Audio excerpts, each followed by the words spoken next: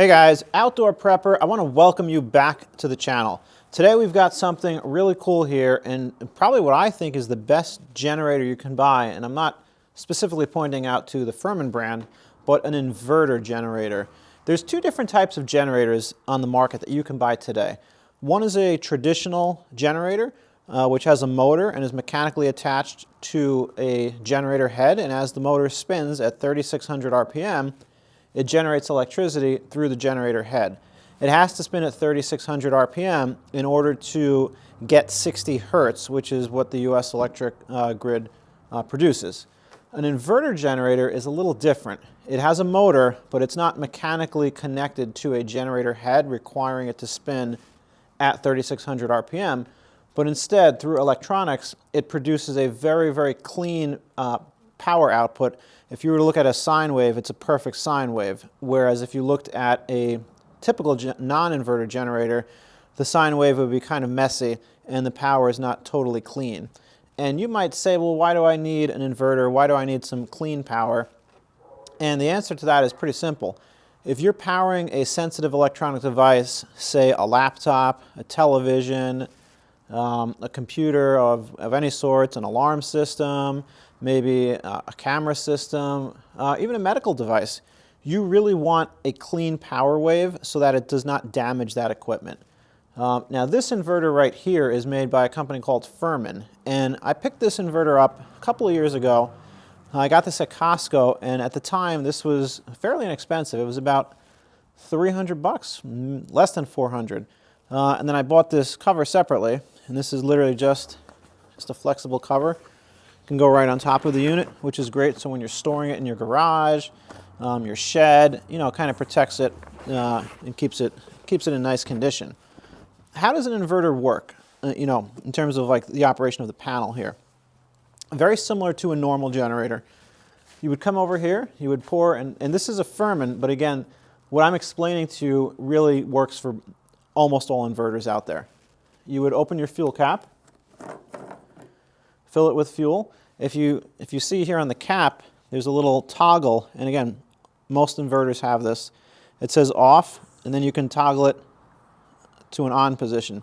This is just a vent, so it allows air to come in so you don't create a vacuum and no fuel goes into the engine.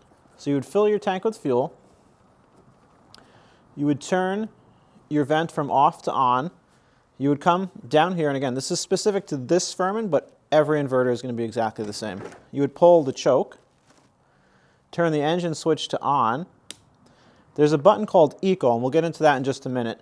Eco would be off, and then you would, here, I'm sorry, I missed one step. This is a fuel cutoff.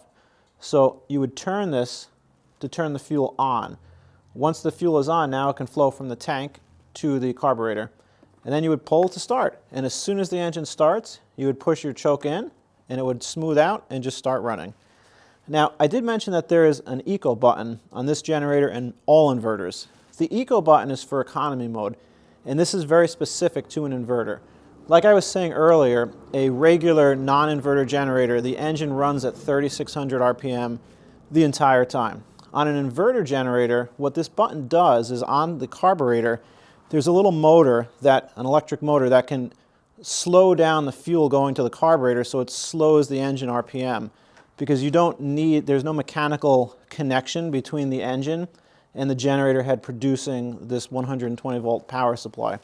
So on an inverter, when you put Eco mode on, it'll slow the engine down and you'll hear the idle slow down, and that's still producing power. So if you're powering a light bulb or if you're powering a television, it's going to do that nice low idle. You're going to conserve fuel. It's going to be very quiet. But then you turn on a hair dryer, which is now, instead of taking 50 watts from your television and your light bulb, it's now taking 1,500 watts, which would be close to the limit of this specific inverter. And what's going to happen is the generator is going to sense, I need more power, and it will speed up the engine speed to match that power output. Then you turn the hair dryer off, and it's going to slow it back down. And that does a couple of things. It conserves fuel. It gives this unit amazing fuel economy. It makes it quieter, and it just lowers the engine RPM, which conserves wear and tear on the engine. So that is very specific to an inverter type generator. Inverter generators come in all different power outputs, sizes, configurations. Some have wheels. This is commonly referred to as a suitcase generator because it's pretty tiny, you know, kind of like a suitcase size, and you can pick it up with the handle and carry it. What is this good for? So this is 1600 running watts. You're not going to be running a table saw, a giant air compressor, a microwave, and a coffee maker at the same time. You want to keep your watts to 1600, which is the limit of this unit. And then this also states 2000 starting watts, and you might not know what that means. So basically, if you're starting like an electric motor, maybe a refrigerator compressor, for example, the unit when it's running might only draw 500 watts, but there's a surge when that motor starts up, and that surge might push it to 2000 watts only for a couple of seconds, then the motor starts and it settles back down. So when you see starting watts, that's a momentary power surge to get that motor started, and then it will settle back down to its running watts. So you want to make sure that your appliance is within that wattage limitation. So we've gone over kind of the benefits of the inverter. It's quieter, it uses less fuel, it runs more efficiently, it has a cleaner power output. Now how would you use this if you were going to say bring it to your house and there's a blackout and you want to power stuff in your home? Well, you've got a couple of different options. So this, again, this is specific to this Firman one. I also own a Champion, I own a Predator, I used to own a Yamaha and a Honda. They're all very, very similar. But on this specific one, you would open up this weather cover here and you would see there's one Edison outlet. And then you would open this cover and you would see there's one, what's referred to as a twist lock. On homes, you can have a transfer switch, which basically you connect the transfer switch into your electrical panel, and I will do a separate video on this and show you all that.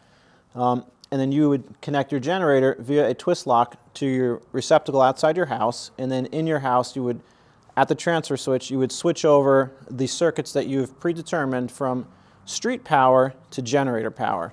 Let's say you don't want to do that. Let's say you just want to buy this unit, you want to take it home, you put it in the garage, and then 3 months later there's a blackout and you want to go take it out of the garage and power some items in your home. So what would you do? I'm going to go ahead and move this cover here. You would go and you would get an extension cord or an extension reel, such as this one. You would obviously want to place the unit outside. You will never start a generator in your house. It produces lots of carbon monoxide and it definitely could kill you. Place this outside your house, start the unit up, get it running, let it level out and idle nice. And then basically you would take your cord here, plug it in, and then you would bring the cord reel into your home, and you could connect an extension to it, maybe plug in your refrigerator, plug in a couple of lights, plug in your phone charger, and that would probably be it. You don't want to overload a unit of this wattage. This is not a high wattage unit. Well, let's say you had a 4,000 watt inverter or a 5,000 watt inverter, then sure, you're going to have more outlets on the inverter. You're going to have different options. You might have a travel trailer outlet. You might have a two-pole twist lock, so you have two hot legs. You might have two sets of Edison outlets, and an Edison outlet is the name for a common household outlet. So if you hear that term Edison outlet, it's just your common household outlet. But again, a unit of this size, take it out of the garage, take it out of the shed, plug it in, take the extension cord reel up to your house, plug in your fridge, plug in your phone, maybe you want to plug in your laptop, plug in a couple of lights, and that's probably going to do it for an inverter of this size. But let's be honest, during a blackout, during an emergency where you are not sure when the power is going to come back, maybe a tree fell and took out a telephone pole, maybe an ice storm happened, maybe there was an attack on the power grid, or maybe it's unclear what has caused the outage. It would behoove you to have an inverter generator with a decent amount of fuel and conserve your fuel, conserve what you're using with this generator. You don't need to power the sauna. You don't need to power, 50 million refrigerators and lights and entertainment systems. You want to conserve fuel. You want to conserve your resources because you don't know how long the power is going to be out. The most important items probably are your refrigerator to keep your food cold and not spoiled. If you have a medical device like a CPAP, a ventilator, you would want to power that. probably your phone to keep that charged in case of an emergency, and maybe a television or a radio or a computer so you can kind of get some information. In my opinion, that is really, the key items that you would want to power during an emergency. And an inverter such as this, or really any inverter, but again, a suitcase style inverter, really is what you want to use. Now here on the table, I do have two other items that I want to speak to. The first one being oil. When you buy an inverter generator, or really any generator for that matter, they are not going to come pre-filled with oil. You're going to have some type of a tag like this that's going to maybe be at the fuel fill, it might be at the starter pull, but it's going to warn you and it's going to say, and in this case specifically, engine shipped without oil. Add SAE 10W30. So that's the type of oil. This is actually a different type, but this was the oil I had, in my garage, so I wanted to use this as the example. So you buy the inverter, you fill it with the appropriate amount of oil, and then you're good to go. However, what really should happen is once you buy the unit, you fill it with the oil, you should run it for 5 hours. Put a load on it, put a little space heater, put a shop vac, put a couple of items, regulate the load, make it high for maybe an hour, then make it low for an hour, maybe turn on 3 lights, 1 light, vary the load. And then after 5 hours, shut the unit down, change the oil. And that's really important because anytime there's a new engine, especially a cheaper type inverter, you want to get any of those metal shavings out of the engine, out of the oil. 5 hours, change the oil. Once you've done that for the first time, then follow the manufacturer's instructions. Generally, you can go 25, 50 hours, maybe 100 hours, depending on the unit, before you want to change the oil again. The next item I have here on the table, and this is probably the most important topic here, is the fuel. So modern fuel has ethanol in it. If you live in a state or an area where you can get non-ethanol fuel, that is totally ideal. But if you're like most people, you probably can't easily buy non-ethanol fuel at a gas station. If you were to fill this tank with gasoline, you start it, you let it run for the 5 hours, you stop it, you change the oil, and you're like, all right, I'm good to go, I'm going to put it away. Well, if you take this out a year later or 2 years later, it's probably not going to start. And the reason being is that the ethanol, it gums up the carburetor, and the carburetor mixes air and fuel, and it's got these tiny little passageways for fuel that are called jets, and the fuel creates like a varnish almost, and so it gums up those passageways, and then when you go to start it, you could pull on this cord, 5,000 times and you're not going to start the unit. So the way to avoid that, there's 2 ways. One is when you start the generator, you've done your 5-hour run, you change the oil, what you really should do next is start it and either turn the fuel off via this knob, and again, most generators have a knob that will shut the fuel. Turn the fuel off, the unit will keep running because what it's doing is it's burning the fuel that's in the fuel line between the tank and the carburetor. When you turn this off, you're shutting the fuel from the tank to the carburetor, but there's still going to be some residual fuel, and so it's going to burn that fuel out, it's going to empty the carburetor, and then next time you start it, it will work. You should also always put stabilizer in your fuel. The other way, which I kind of think is the preferred way, is run the unit until the whole tank is empty. Drain the whole tank, get all that fuel out of there, and then you can safely put it away, for months or years and not have to worry about the carburetor being gummed up. Now here on the table is something kind of different, and this is what I like to use. So what I like to do is I like to take the generator out every couple of months, maybe every 2 months, every 3 months, 6 months at the most. I like to start it up, let it run, put a load on it, again, maybe a little space heater, 1,000 watts, let it run with the load, and then I like to turn it off. I turn it off at the fuel knob, so that way it runs out and the carburetor is empty. But I don't put regular gasoline in here from the gas station. What I do is I go to Home Depot or Lowe's, and I buy this. It's called Tri-Fuel, and this is engineered fuel. It's basically gasoline that, I don't know if you can see it on here, is ethanol free. So this fuel has no ethanol and it has a stabilizer in it. This is probably about $8, so it's fairly expensive for what you're getting. But with this bottle right here, I can test run this generator, oh my gosh, 2 years maybe? A year, 2 whole years? Because every time I test run this, like I said, I'm going to test run it every couple of months. I'll run it for maybe 20 minutes and then I'll put it away. But this fuel has no ethanol, so it's not going to gum up.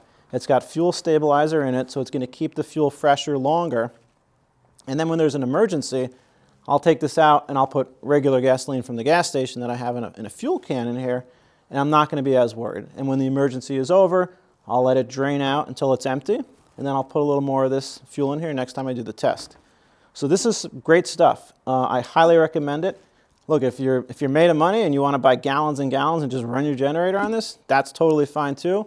But this stuff is pretty expensive, so I would just use this every time you're testing the machine, and then when you actually have an emergency, then use the gas from the gas station. Speaking of gas from the gas station, what is really important is fuel stabilizer. There's two companies out there, well, there's several, but the two major ones that make fuel stabilizer are a company called Stable and then a company called Pry, P-R-I-G. I personally prefer Pry-G, and I think it works a little bit better. So the way that works is you get your fuel can, you go take it to the gas station. On the bottle of Pry-G, it's going to say pour X amount for X amount of gallons. Put that in the fuel can, then at the gas station, fill up your fuel can. The reason you're putting the stabilizer first is because when you fill it with gasoline, you're mixing that stabilizer around. As the fuel is coming into the can, it's going to mix everything, which is what you want. And that will keep you good for 6 months, a year, maybe a year and a half, but try not to go too long. I would say after a year, if you have not used the generator, take your gas can, dump the fuel in your car, refill the gas can with stabilizer. Try to keep that fuel fresh for as long as you can. So I think those are the most major topics here. One other point that I do want to mention, which is probably not easy to see on the camera, so I will try to turn this around. There's a little black square right here.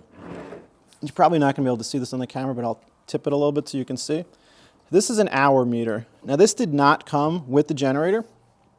I actually purchased this separately and installed it. And you can buy this on Amazon. These hour meters are really inexpensive. This is probably $10. And it will come with instructions on how to install this. But basically what this does is it wraps around the spark plug wire and it counts hours of the machine running. And that's really helpful because, like I said, you want to do your 5-hour break-in. Just come on over to the hour meter. When it says 5 hours have elapsed, turn it off. And it also kind of helps you to keep track of the runtime on your machine. So I may run this for my testing throughout the year. Then there might actually be a power outage. I'll run this for a couple of days. You know, eventually I do want to know how many hours are on this unit so I know how to, when to do certain maintenance, like clean the air filter, put some fresh oil on the air filter, change the oil on the unit, maybe change the spark plug. So a lot of inverters do come with an hour meter, a lot of the newer ones. Some of the cheaper, less expensive units like this one do not. But again, very easy fix. Purchase one on Amazon. This is adhered to the unit with double-sided tape, and it's perfect. It has never come off. I have really no issues with it. So, like I said, other than the hour meter, very happy with this Firman unit. Not super powerful. This is not something that's going to run my whole house, but this is something that's going to keep the fridge cold. It's going to keep the lights on. It's going to keep the phone charged. It's going to keep the laptop or some radios charged, and it's going to make my stay during a blackout much more comfortable. And you know, the other advantage of a suitcase style generator like this, let's say you have not lost power, but your family member across town has. This is pretty light. This is 49 pounds, 50 pounds. It's got a nice handle. Just pick it up, throw it in the car, bring it to your family member, let them use it. You know, let them power what they need until their power comes back. One other item I forgot to mention, I'm just looking at it right here. This is a USB plug. So a lot of these inverter generators have USB plugs. Now this is a standard USB, but a lot of the newer inverters have a standard and a USB-C. So you could plug your phone in out here, charge that as well. Guys, I hope you found this video helpful.